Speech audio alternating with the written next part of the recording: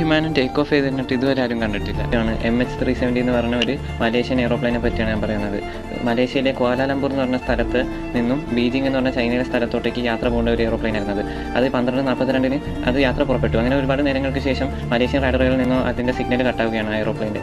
അങ്ങനെ അവർ ടെൻഷൻ അടിച്ചു, ഹൈജാക്ക് ആയോ അങ്ങനെ ഇങ്ങനെ ആയോ എന്ന് പറഞ്ഞാൽ അവർ ബീജിങ്ങിലെ അവിടുത്തെ റഡാറിൽ ഒരുപാട് ഒന്നിട്ടിന് ബന്ധപ്പെട്ടെങ്കിലും ഒരു അറിവ് അവർക്ക് കിട്ടിയിരുന്നില്ല. അങ്ങനെ അവർ മിലിറ്ററി റഡാറുമായിട്ട് ബന്ധപ്പെട്ട് അപ്പോൾ അവർക്ക് അറിയാൻ കഴിഞ്ഞത് അത് U-ടേൺ എടുത്തെന്നാണ് പകുതി വഴിക്ക് വെച്ച്. എന്നിട്ട് മലേഷ്യൻ്റെ മേളിൽ കൂടെ തന്നെ ആൻഡമാൻ നിക്കോബാർ എന്ന് പറഞ്ഞ ദ്വീപിലോട്ടേക്ക് പോയി. എന്നിട്ട് അതായിരുന്നു ആ മിലിറ്ററി റഡാറിൻ്റെ ലിമിറ്റ്. അത് കഴിഞ്ഞിട്ട് ഒരു പിടുത്തവുമില്ലായിരുന്നു അത് എങ്ങോട്ട് പോയി എവിടെ പോയിന്ന്.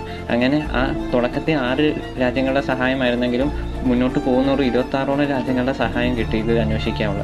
എന്നിട്ട് പോലും യാതൊരു പിടുത്തവും കിട്ടാണ്ട് യാതൊരു അറിവും ഇല്ലായിരുന്നു. ആ 249 പാസഞ്ചേഴ്സ് ഉണ്ടായിരുന്ന എയ്റോപ്ലെയിൻ എവിടെ പോയിന്ന് ഇപ്പോഴും ആർക്കും അറിയത്തില്ല. അങ്ങനെ 2014 മിസ്സിംഗ് ആയ ഈ കേസ് 2017 അവർ നിർത്തി വയ്ക്കുന്നു. അവർക്ക് കണ്ടുപിടിക്കാൻ പറ്റാണ്ട് അവർ അന്വേഷണം നിർത്തുന്നു. അവർക്ക് 1000 കോടിയോളം ചിലവായി ഇത് തപ്പിപ്പോയിട്ട്.